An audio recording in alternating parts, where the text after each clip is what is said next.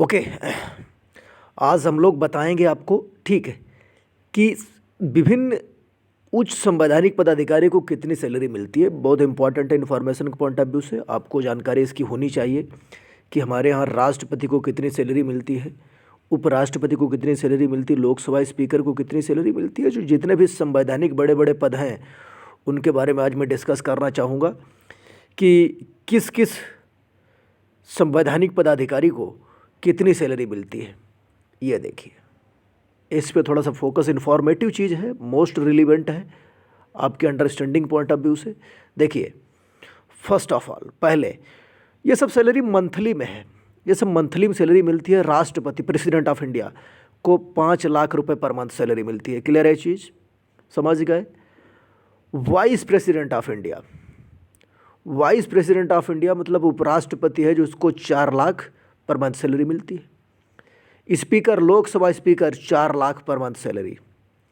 Governor 3,50,000 per month salary. जो राज्यपाल होता है, राज्य का राज्यपाल होता है, 3,50,000 per month salary. Chief justice of India मतलब भारत का मुख्य न्यायाधीश को सैलरी 2,80,000। भारत का सुप्रीम कोर्ट है, उसका मुख्य न्यायाधीश है, उसको सैलरी 2,80,000 रुपये मिलती है। Other justice of supreme court, उच्चतम न्यायालय या सुप्रीम कोर्ट के अन्य न्यायाधीशों की नियुक्ति उससे 30,000 रुपये कम, यानी 2,50,000 है।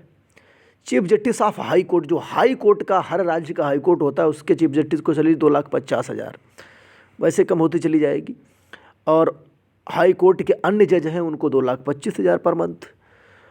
CAG, controller auditor general of India, जो अनुच्छेद 148 के अंतर्गत, उसको 2,50,000। क्यों?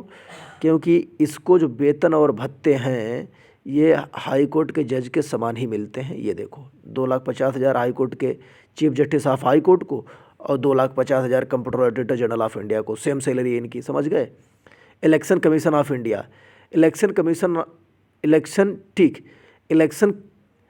Chief election commissioner of India, Bharat का मुख्य चुनाव आयुक्त। भारत के मुख्य चुनाव आयुक्त को salary chief justice of India के बराबर मिलती है। दिमाग में सेट कर लेना है, ठीक है। Chief justice of high court या chief justice of high court के बराबर मिलती 2,50,000, ये चीज़ है। अटॉर्नी जनरल ऑफ इंडिया, बात समझ गए। Attorney general of India, Bharat का महान्यायवादी जो होता है, उसको सैलरी 2,50,000 मिलती है पर मंथ। ये सारी सैलरी पर मंथ है। इसके साथ साथ इनको अन्य वेतन सैलरी के अलावा इन सारे संवैधानिक पदाधिकारियों को वेतन भत्ते अलग मिलते हैं, हाउस रेंट अलग मिलता है, रहने का घर मिलता है। मतलब हाउस रेंट या घर जो भी आपको मिलेगा एक ही चीज़ मिलेगी, रहने का घर मिलता है। और सब मेडिकल अलाउंसेस वगैरह जितने सारे खर्चे होते हैं वो सब सरकार इनके उठाती है। इसलिए ठीक, ये इंपॉर्टेंट हो जाता है आपको जानना। सबसे ज़्यादा सैलरी हमारे यहाँ राष्ट्रपति की होती है। ये चीज़ आपको दिमाग में सेट कर लेनी चाहिए। So I hope this information is very relevant for you.